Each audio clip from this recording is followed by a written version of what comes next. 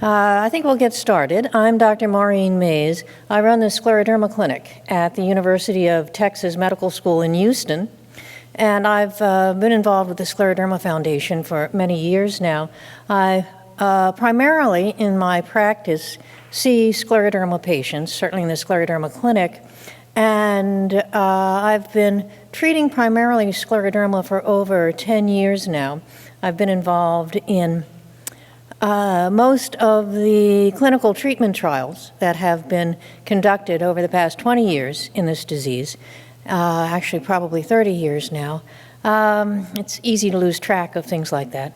But this particular session is devoted to the basics of scleroderma and is meant to give you some vocabulary and some insight into the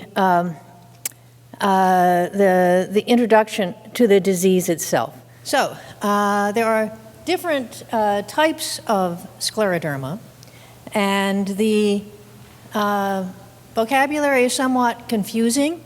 It's confusing to physicians, and I know it's confusing to patients. But we usually divide scleroderma into two types, localized and systemic.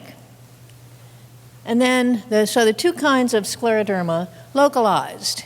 This is morphia, linear scleroderma, something called en-coup de Sable, and then some people will have linear scleroderma, which is a line of thickened skin down one arm or down one leg, and then in addition to that, we'll have a few spots of morphia.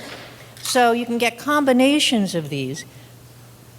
But then that's to be distinguished from what we call systemic scleroderma, systemic sclerosis, SSC. And this comes in two forms, limited and diffuse. And this is the source of a lot of confusion, both, as I said, among patients and as well as among physicians, because localized sounds like limited, but that's not the case. So this is a photo of a lesion of morphia, and this is someone's thigh, so the knee is down here at the bottom, and what you see and what's typical for this, there is a central area of a scar, and this is surrounded by inflammations characterized by this redness, and actually this individual has multiple lesions of morphia, and you can see there's another one on the side of the leg, there's a smaller one here, and there's probably a developing one here as well. So people can have either a single lesion, or they can have multiple ones. It can affect one arm, one leg, one area on the trunk, or it can be multiple areas. The distinction between localized and systemic is that the localized form only affects the skin and the subcutaneous structures under the skin. So it's the skin, it can be the muscle underneath the skin, but it doesn't affect the lungs, the heart, the kidneys, or internal organs, and that's what makes it different, localized from systemic. But there are people who have joint inflammation that will occur in an area or in a joint that is very close to where the skin lesion is. So it's not just skin and tendon, it also is a little bit of joint, but nonetheless, again, it doesn't have systemic features, no lung, no kidney, etc. And many people will say, well, if my disease is localized, will it become systemic? And the answer to that is no, except, and there are always exceptions. There are always exceptions in medicine, and there are certainly exceptions in this disease. I've seen, because I keep a list of all of the scleroderma patients I've seen, and I'm up to about 2,600 at this point. And out of those, there are two individuals who started out with localized lesions, with classical morphia, and then went on to develop systemic disease. So the risk for that is 1 in 1,000. So that's pretty much close to no, but not 100% no. So localized, it affects the skin and underlying tissue, not the internal organs. It can be linear, which is a line of thickened skin down one arm, down one leg. It can be something called un coup de sabre, which is French for cut of the saber, which is a line of thickened skin, involves the scalp, the forehead, and sometimes it can involve the rest of the face as well. But it's a very characteristic kind of thing. And then there is this morphia, which is patches of thickened skin anywhere on the body, single patch or multiple patches. So that's to distinguish it from the systemic disease, but of course what's confusing is that then the systemic disease is divided into limited and diffuse, and almost everybody with scleroderma of the systemic kind has Raynaud's phenomenon. How many people here have Raynaud's? Yeah. And so I don't have to explain it to you because you can probably give a better description to me. It's these color changes of the fingers on cold exposure. It returns to normal when people warm up. And this is a patient of mine who took a photo and then emailed it to me in 2009. So, although it doesn't show up all that well, I think anybody who either has Raynaud's or has seen Raynaud's attack will say, oh yeah, the fingers are pale. There's this waxy, pale coloration. It involves the fingertips, and it can be down all the way to the base of the finger. You can tell she's at home, and this is her keyboard in the background. But you can also have the phase of pallor or paleness that coincides with another finger being blue or purple, and at the same time there is this numb feeling associated with it, the tingling or dead kind of numbness. And if you warm up a little bit, it starts to go away, and then if you don't warm up enough, then it can go back and forth, white, purple. Sometimes once the blood supply, once you get warm up again and the blood supply returns, it can be red and sort of more blood than normal, and that can be associated with a burning, aching, uncomfortable feeling. So in terms of the rest of features of scleroderma, we consider sort of two faces of systemic scleroderma or systemic sclerosis, but I think one of the things that you'll notice from being at this conference is that there aren't two faces, there are 100 faces or 1,000 different faces of scleroderma because it affects different people in so many different ways. But this is a slide from the American College of Rheumatology slide collection that shows somebody who has diffuse disease and who has had diffuse disease for many years. She has the flexion contractures of the fingers and the pigment changes, loss of pigment in some areas, hyperpigmentation, darkening of the skin, more pigment than normal in other areas. And she also has the skin thickening of the face as well that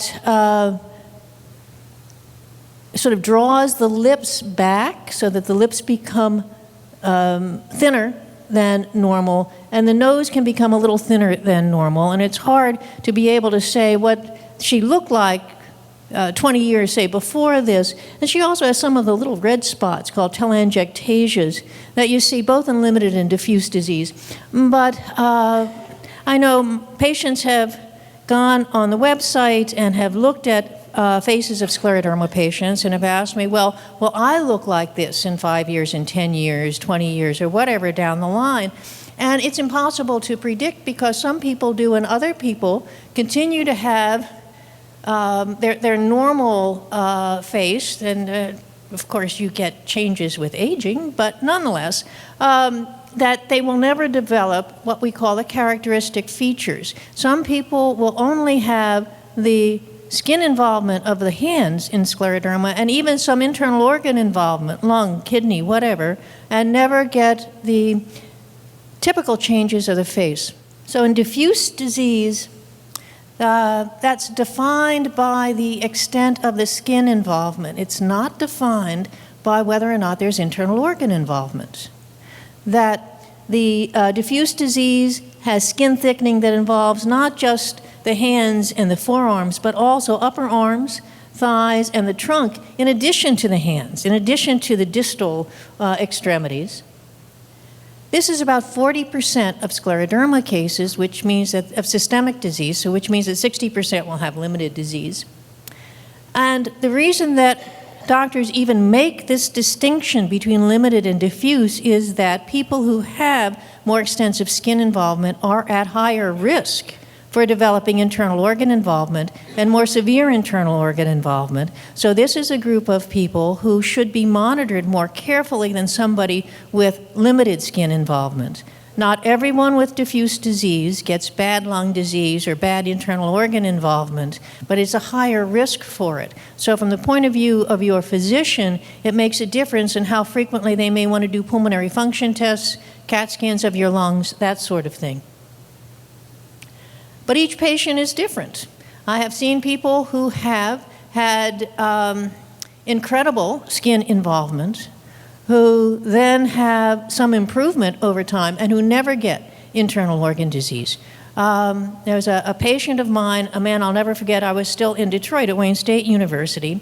He was the father-in-law of one of our young physicians in training. He came from South America, and he had diffuse skin involvement, hands, arms, face, trunk, and I wanted to put him on a medicine that we were using at the time, which we no longer use, but he was going back to his home country, and he was didn't think that he could get the medication, and he needed to have blood and urine tests done on a regular basis with it, and he was concerned that he wouldn't be able to get that, but I wrote it all out for him, and he returned home, and I didn't hear from him for 2 or 3 years.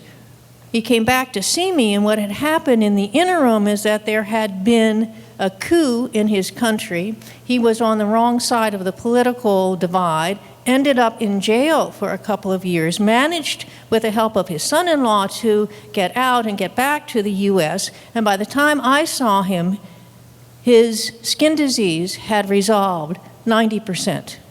He had been on no treatment because he was unable to get treatment. He had no lung involvement, no heart, no kidney. I still don't know why that happened, why this individual who had all the features of bad disease, who without treatment got considerably better. So I asked him, is there some special medicine you took? Is there some tea or whatever, vitamin? And he said, no, he really didn't take anything. Anyway, perhaps you should all go to jail for a couple of years and get all better. So every patient is different. And then I've had, people in all spectrums from mild disease to very, very severe disease. And this is someone who has limited skin involvement. It involves only her hands to some extent, and over time she's developed these telangiectasias, which are these bright red spots, typically on the hands, also on the face. They can also be on the mucosa, on the tongue, inside the lips, and through the GI tract. And if they're in the GI tract, that's a problem because they can bleed. But these are undesirable, but not dangerous. Nobody likes them on the face. There's some laser treatments that you can have that will eliminate them. They're little dilated blood vessels. And they're characteristic of scleroderma. There is another inherited condition that is very, very rare, much more rare than scleroderma that can cause this, but pretty much nothing else. So limited disease. Its skin thickening is confined to the distal extremities, hands, forearms, lower legs, feet. The face can be involved in both. And it usually has more mild internal skin involvement. Again, all patients are different, so there are people who have limited skin involvement who still have lung disease that needs to be treated. It's associated with some autoantibodies called anti-centromere antibodies, which is one of the subtypes of the anti-nuclear antibody. Are people aware of ANAs, autoantibodies? Do you know if you have a centromere antibody? Okay, yeah. So I think you should. I think it's helpful to know as much as you can about the disease. And the reason, there's also another antibody called topo, anti-topoisomerase, yes, one, also known as Scleroderma 70, SCL70. Yeah, we have some people with that. The reason to make that distinction as well, one of the things about scleroderma that is different from, say, lupus, which is its sort of cousin autoimmune disease, is that in scleroderma you get one antibody and not another. Most people, 80–85% of people with scleroderma will have a positive anti-nuclear antibody, positive ANA. And what's the problem with that is that it confuses your doctor because they say positive ANA, it must be lupus. Who here who was first thought to have lupus? Yeah, okay, one person back there, and sometimes there's an overlap, but the ANA, lupus is more common, so a family doctor who isn't used to the autoimmune diseases might see the ANA and say, this is lupus. But then you do the other more specific antibodies, the subtypes, SCL70, centromere for lupus patients, double-stranded DNA, and there's a whole bunch of them. And in lupus, people tend to have a bunch of different autoantibodies. In scleroderma, you only have one subset of the ANA. You'll either be topo or centromere or something called RNA polymerase, but you won't be all three. Importance of knowing what autoantibody it is, certainly for your physician, is that the different autoantibodies are associated with different clinical manifestations of scleroderma. So limited disease with not much pulmonary fibrosis, some GI, and the late development of something called pulmonary hypertension, that's characteristic for centromere disease. SCL70 or topo, those people tend to have more severe organ involvement, more severe lung involvement, and those are the people that you need to watch carefully for pulmonary fibrosis. And then the third one, the RNA polymerase 3, those people are at higher risk for having kidney involvement, and those are the people that you want to take their blood pressure on a regular basis and follow it and be careful that they don't develop renal crisis. So it's helpful to know these autoantibodies. Again, there are exceptions. Nothing is 100%, but still, it's helpful in order to look at a group of scleroderma patients and try to figure out what the risk is for each one of them in order to have a sort of personalized medicine. Scleroderma is a heterogeneous disease. How can we make it more homogeneous? How can we predict what's likely to happen in an individual patient and try to get ahead of the disease? Try to focus our treatment on the thing that that patient is most likely to have. Catch it early and treat it. And this is sometimes called CREST, and the C stands for calcinosis.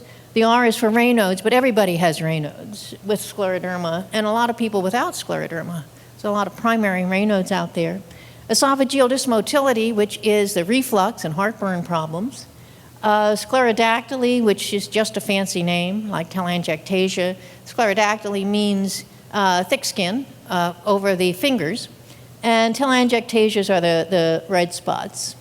So, organ involvement in scleroderma, long list of things that can happen, but not everything happens to everybody. The digital ulcers that come because of lack of blood supply, that happens in about 40% of people. Pulmonary fibrosis, scar tissue in the lungs, another 40%, but different from that.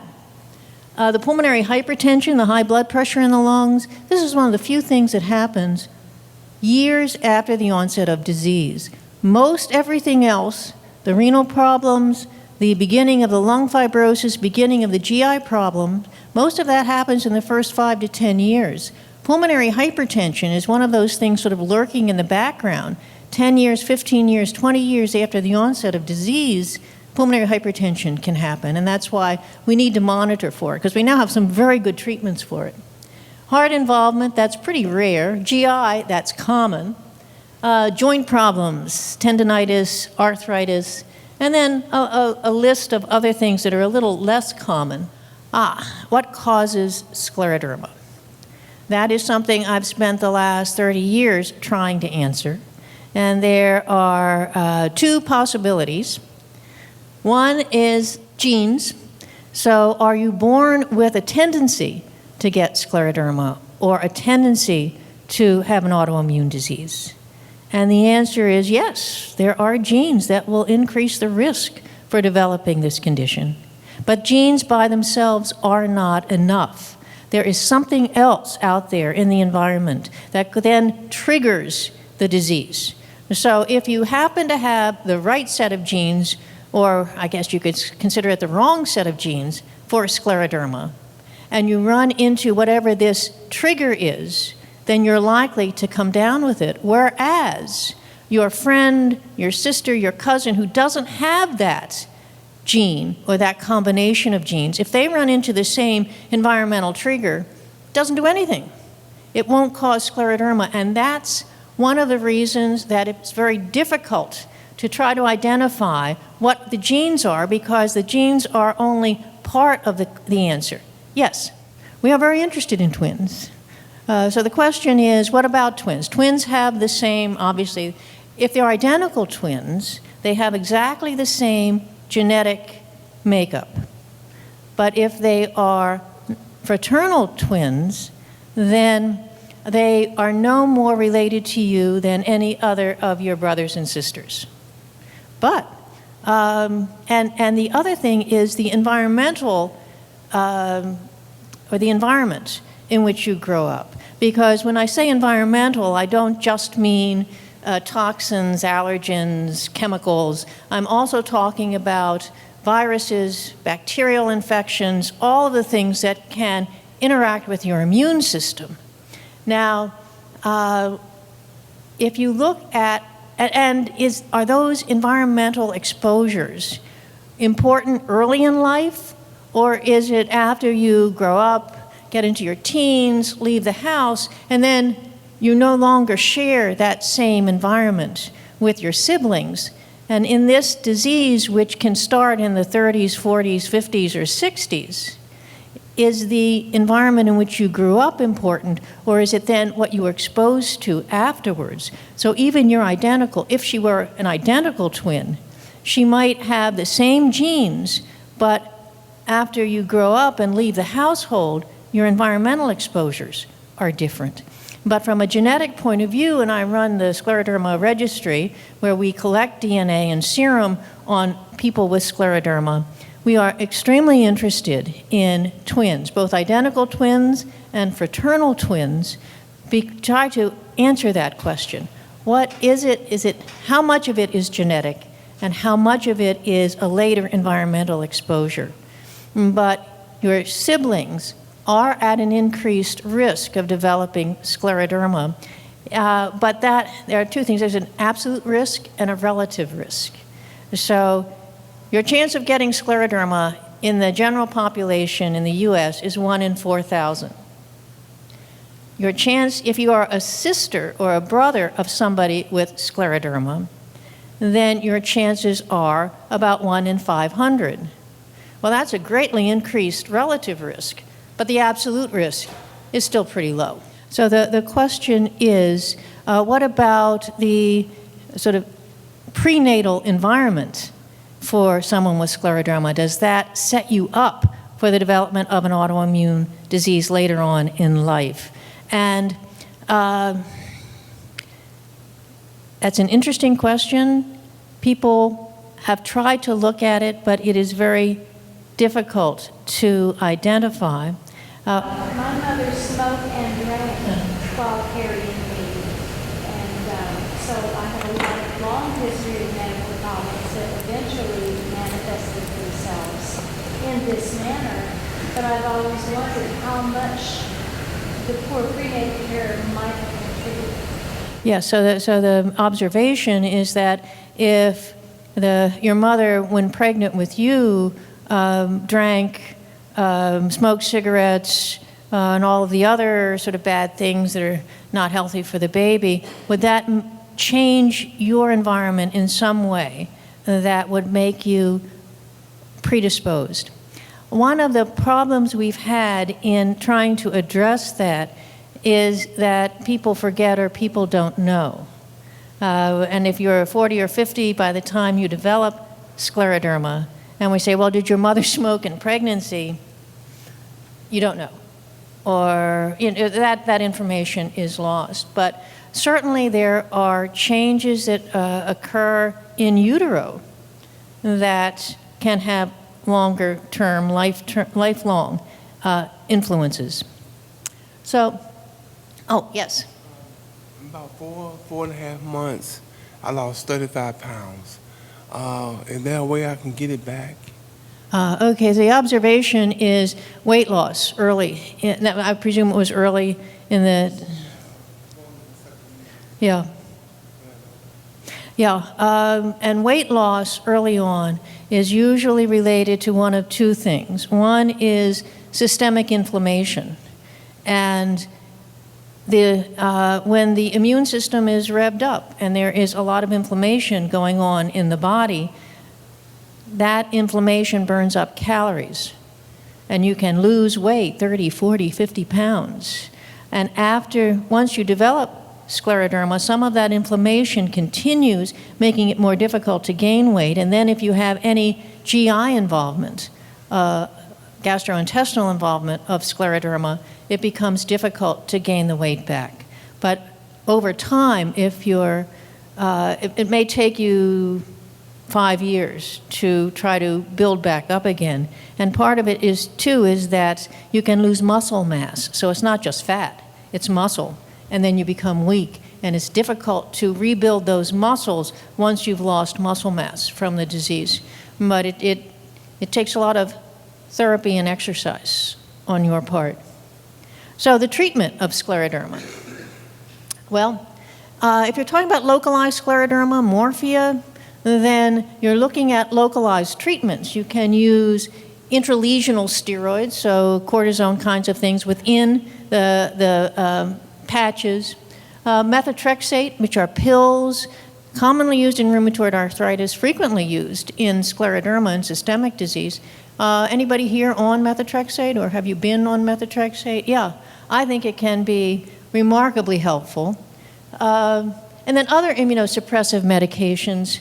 But you have to always consider a risk versus benefit ratio. This is true for any disease and any treatment.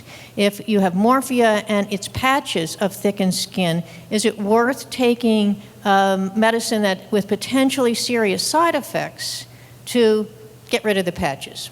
That's really up to individual patients. So the risks, if you certainly don't want to be in a situation in which the risks outweigh the benefits, or even if the risks and benefits are the same, what you really want is to have a situation in which the risk clearly, or the benefits clearly outweigh the risks. Well, the therapy of systemic disease depends on the organ system involved. And you have to ask yourself, as you do in any disease, what are the treatment goals? If you're looking at skin, you want to decrease the skin thickening, decrease the fibrosis. Tendons and joints, decrease the inflammation. Raynaud's phenomenon, well, that's circulation, so that's a totally different approach to treatment. Digital ulcers, again, you want to improve the circulation. The fibrosis, you want to decrease the inflammation and decrease the fibrosis. GI involvement, that's a hard one. That is a very hard disease. I love the proton pump inhibitors when they first came out. Several years ago, omeprazole, Prilosec, I was a hero to my patients because for the first time, they really got relief, got benefit from it. And then there are people who are on twice the usual dose, 3 times the usual dose. Other medicines, we are not particularly successful in treating this. We can improve the symptoms, but in really trying to change the progression of GI involvement, I have to admit we're not that good. And then kidney involvement.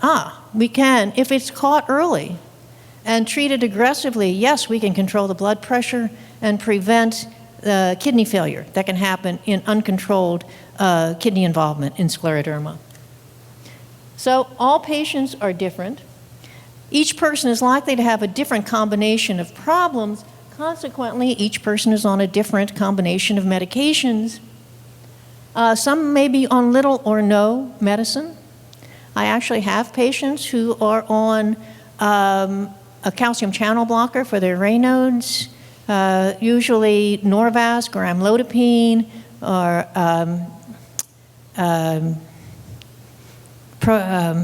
I'm blanking on the Procardia or nifedipine. Those work fairly nicely, and perhaps 1 or 2 Prilosec a day, and that's it. And other on tons of medicines. I noticed in the packet where you've got this thing that says it includes the plastic that it's only for 4 different medicines. My patients would not be helped by this. You would need 3 or 4 of these. And when I was in medical school, one of the things that they taught us was to avoid polypharmacy. Identify the problem, give the appropriate medication. When the problem is resolved, you stop the medication. Don't have people on 10 or more different types of medicine. And here now some 30 years later, and that's exactly what I do. Because we don't have a cure for this disease. We don't say, take this pill 5 days, and then you can stop it and you'll be all better. So our approach has been treat the skin, treat the circulation, treat the GI disease, and each of them requires different medicine and sometimes even different types of medicine for the same organ system. And that's just where we are right now. Fortunately, there's a great deal of interest on the part of scientists, research scientists, myself included, and on the part of industry in trying to find something that really works in scleroderma. 20 years ago, that was not the case. The big drug companies didn't want to even look at scleroderma because they said, nothing helps. There is nothing you can do about it. We're not going to waste our time and money studying it, and only to have studies that are negative. I have a slide which I didn't include. I started out in early 1990s with a penicillamine study. It was the first multi-center study in the US. All of us who were interested in scleroderma got together. Many of us are here speaking today and tomorrow. And we designed the best study that had ever been done in scleroderma, looking at penicillamine versus placebo, because at that point we all thought that penicillamine worked, and that all we had to do was prove it in this trial, and then it would be standard of care. And we proved without a shadow of a doubt that penicillamine didn't work. So we tried other medicines, and one after another, and we showed clearly that these medicines didn't work. And finally, in 2005, I think it was, there was the scleroderma lung study looking at cyclophosphamide in lung disease. And that was the first medicine that was proven to be effective. Compared to placebo, look at those patients, it was clear that a large proportion of them on the medication got better. And if you looked at skin involvement, the skin improved as well. And from that point forward, we have really made great strides in treating scleroderma and in being able to devise treatment trials that may very well be positive. Then industry came on board. The drug companies said, there may be a market here. So let's try to devise medicines that are targeted toward fibrosis in scleroderma. We don't really have a good treatment for that, but we're getting near it. And we have better treatments for the circulation problem in scleroderma, and pulmonary hypertension is sort of the poster child for success in treating vascular disease, because now there really are very good treatments for pulmonary hypertension. Only affects 10, maybe 15% of scleroderma patients, but still that group of people can be helped. Okay, I think that is the end of my slides. Okay, there's an alternative approach to treatment, and that is the Scott trial, which is high-dose chemotherapy, which is all of the side effects you've ever heard about in chemotherapy, where people lose their hair and throw up, and it's just awful. That destroys the immune system, and then you get a stem cell transplant. Now, the stem cells don't do anything for the scleroderma. They just permit you to survive because they rebuild your immune system after the transplant. And we looked at versus 12 months of IV monthly Cytoxan. It's called the Scott trial. It's been fully recruited. We are now just following patients for the endpoint, which is at 5 years after treatment. The Europeans have a study that's very similar, and they started theirs earlier than we did. Theirs is called the ASTIS trial. The results of that are coming out now, and it looks very good for in terms of stopping the progression of the disease. But the problem is that there is a 10% mortality rate associated with this. And in the slides, looking at risk versus benefit, then you have to say, what risk are you willing to take in order to get that benefit? So people who have mild disease or stable disease, you really are not a candidate for this because the risk would be too great. People who have more rapidly progressive disease, those are, and diffuse and severe, those are the people who should be considered for that trial. Okay, questions, concerns, issues?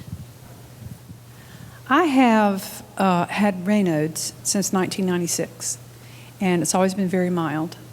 And at the time, I was already diagnosed with another autoimmune disease called ocular myasthenia. And it never progressed beyond ocular. So I always had a positive ANA. So for years, when I would go get checkups, my ANA would always come back positive, but hey, she's got ocular myasthenia, so we know she's going to have a positive ANA. My question is this. I started having symptoms of burning in 2009. I was a national triathlete competitor, and I started having really bad burning pains. And I went to a rheumatologist. She did all the tests. First thing she said was, well, you were only positive for one thing, CSL70, Scleroderma, but you don't have any pain. You don't have, it's not associated with pain. In other words, she told me that Scleroderma had no pain. I immediately left her and went to somebody else. My question is this, and I asked my current rheumatologist this, when did I probably develop the antibody? I'm curious because having, from 96 and then not really having any serious... Did they check the SL70 earlier? Never. It was never checked because it was always a positive ANA, but that was just for ocular myasthenia, and I also was negative on that. I had I forget what they call it. It was I did the MUSK. Yeah. It was negative. I was one of those that was a negative, so it didn't show up, and they said that's common in ocular myasthenia, that it will show up as a negative result. So I never had it was tested for anything else until 2009. Yeah. Yeah, well, that's an excellent question. So when do the autoantibodies become positive in scleroderma? And if your antibody is negative to begin with, will it become positive later? And usually the answer is no. The antibodies are positive before there are any clinical manifestations of disease. So, and since the SCL70 wasn't checked before, we don't know at what point it became positive. They have done studies on lupus patients to actually lupus patients, people who were in the military, because in the military you get blood drawn and it is banked. There's serum that's drawn. And then they, a group of researchers got access to that, and they looked at patients who developed lupus who had been in the military and who had positive antibodies for lupus. They then went back and looked at the serum that was drawn years before to see at what point the antibodies were there, because the serum isn't tested, it's held in a repository, and they found out that on an average of 3 to 4 years prior to the onset of symptoms, the antibodies were present. So obviously nobody in this room, myself included, has had blood drawn or gets blood drawn every couple of years just to store away to see if maybe sometime in the future you're going to look back and try to see when if there were antibodies or when the first sign of disease happened. But one thing that tells us is that the immune system starts to go awry and become autoimmune years before your hands become puffy or the first real manifestations of scleroderma happen. Yes. So can you speak to the issue of having the ANA, SCL70, and centromere all come back negative, but having all or many of the clinical symptoms of systemic? The ANA is positive in somewhere between 85 and 90% of scleroderma patients. So that leaves a good 10 to 15% in which it's negative, and will always be negative. It's negative when you have your first manifestation of disease. 5 years later, it's negative. 10 years later, it's just negative. It's not going to be there. Of all patients with scleroderma who are ANA positive, 25% of them will have SCL70, 20% or 25% will have centromere, and another 20% will have RNA polymerase 3. So that leaves 35 or 40% of people who will have a positive ANA, but not have one of the 3 characteristic autoantibodies. And so, we just wrote a paper actually on ANA negative scleroderma, and it's there. It is not particularly different from ANA positive scleroderma, and why some people have the autoantibody and some people do not and never get it. It may be because the antibody is a marker of disease, but it's not doing any harm. It's just sort of a side effect of having the disease. Now, that's true for most autoantibodies. If you look at lupus with a whole bunch of different autoantibodies, the only one that is really involved in disease activity is double-stranded DNA. All the other ones are just kind of markers of disease. Did you say something about patches being can be removed or something? No, the patches of thickened skin usually are such that you can't remove them. It was the red spots, the telangiectasias of the skin. If they're on the face, the dermatologist can zap them with a laser, and what it does, it just because it's a dilated blood vessel, and they look at the little blood vessel that goes into the area of red spot, and they zap it and just clot it off. It's not covered by insurance, so you have to pay for it on your own. And the spots do tend to come back over time, but some people have a nice response, and it lasts for several years, and they're happy with it. The incredible fatigue and the need to sleep, the need to rest after a day of exertion or a lot of activity is so common to so many of us. And I've noticed that a lot of the patients in my support group also have thyroid issues. So is it very typical that thyroid problems or hypothyroidism is associated with scleroderma? Yeah, the most common form of hypothyroidism is autoimmune. You have an antibody that reacts to the thyroid tissue. And in that particular case, unlike the ANA, it is that this autoantibody is directly disease-causing, directly damaging. It attaches to the cells in the thyroid that produce thyroid hormone, kills them off, so that thyroid hormone levels go down. So it's an autoimmune disease, and all autoimmune diseases tend to travel together. Thyroid thyroid disease is more common in people with scleroderma, more common in people with lupus, people with rheumatoid arthritis. You can fix the thyroid problem because your thyroid hormone is cheap and available. That's easy, and you can get the blood levels back to normal, and to some extent it will improve the fatigue. But for those people who have fatigue due to an autoimmune disease, fixing and the thyroid is underactive, fixing that does not necessarily improve the fatigue. And the fatigue is likely related to something in the blood called cytokines, which are caused by immune activation. And so it's a side effect of having an autoimmune disease. And right now, there is no medication to inhibit the cytokines that are responsible for fatigue. Cytokines, cytokines. There's dozens of them now. IL-6 is probably one of the most common and maybe responsible for some of the fatigue. But you know, when you have the flu, in addition to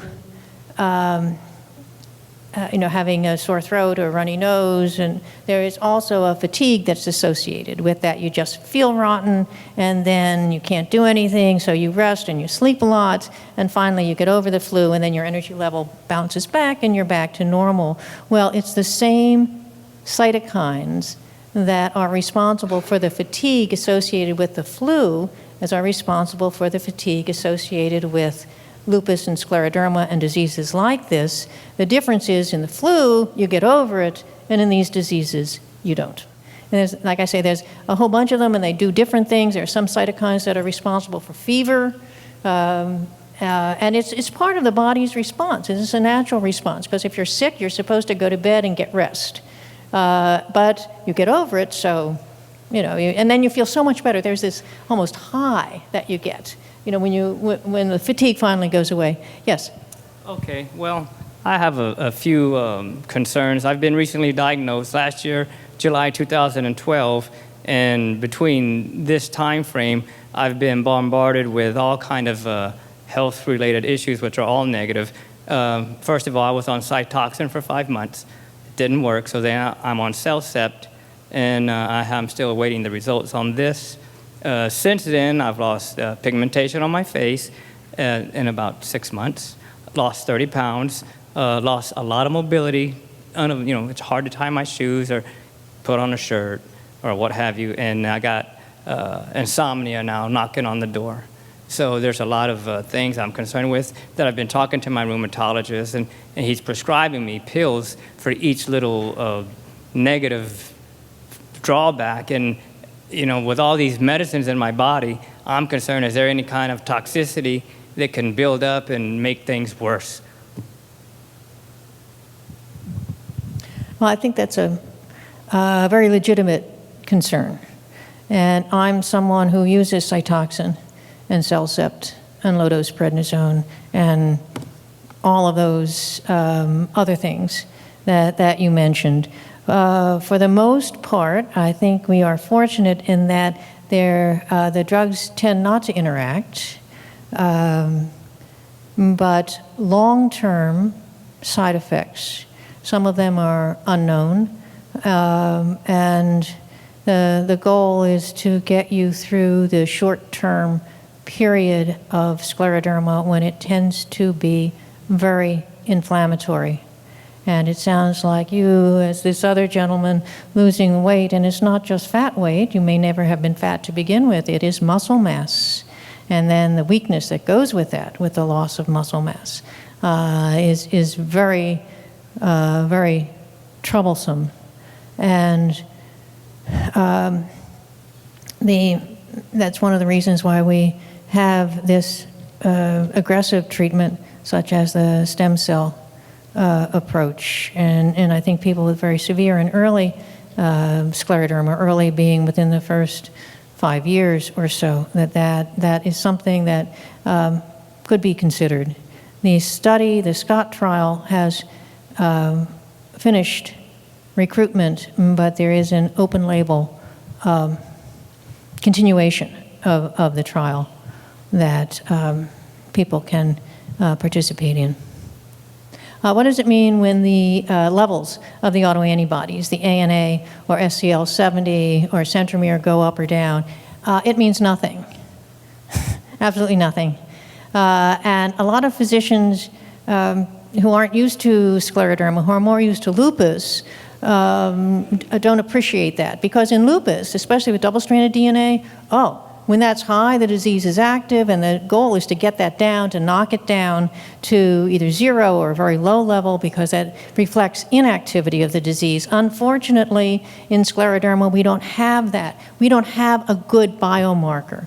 One of my patients, some of my ANA negative patients, and SCL70 negative and all antibody negative, have very severe disease. I have one patient from Wayne State whose anti-centromere antibody titer, they go 1 to 80 is considered positive, and then the numbers double after that. So it's 1 to 80, 160, 320, 640, 1280, all of that. Well, her centromere antibody was positive greater than 1 to 800,000. She had very mild disease. There was somebody interested in studying centromere antibodies, and she'd come in every 6 months and give us a whole bunch of blood so they could isolate the antibody and study it. But it had no reflection on her disease. So yeah, it doesn't reflect activity, and we are very interested.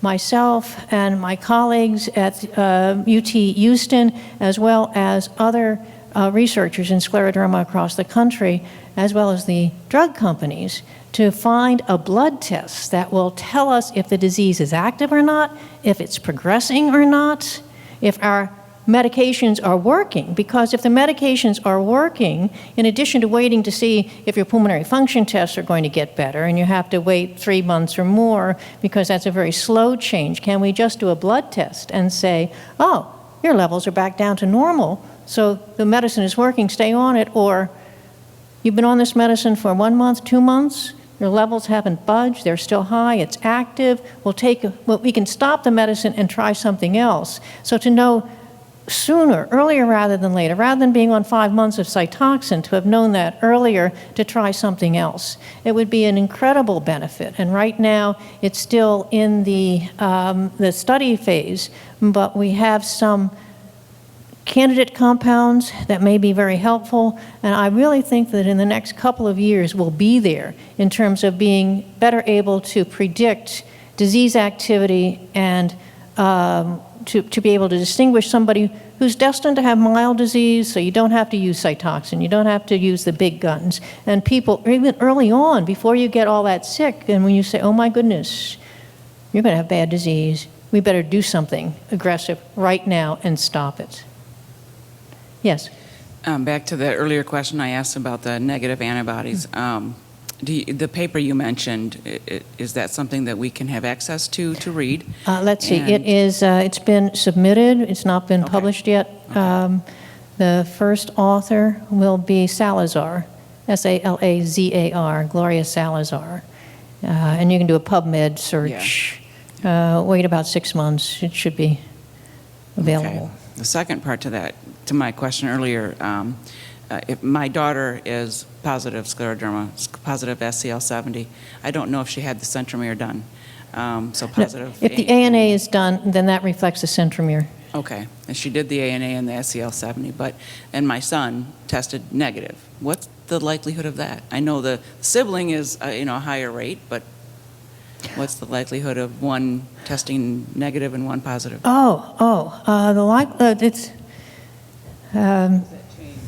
Does it change over time? Like I mentioned, the ANAs, the autoantibodies tend to be positive 3 or 4 years before the onset of disease, so that sort of gives him a clean bill of health for the next several years. Well, thank you. You've been very attentive, and I appreciate all of the questions. Hope this has been helpful. Thank you.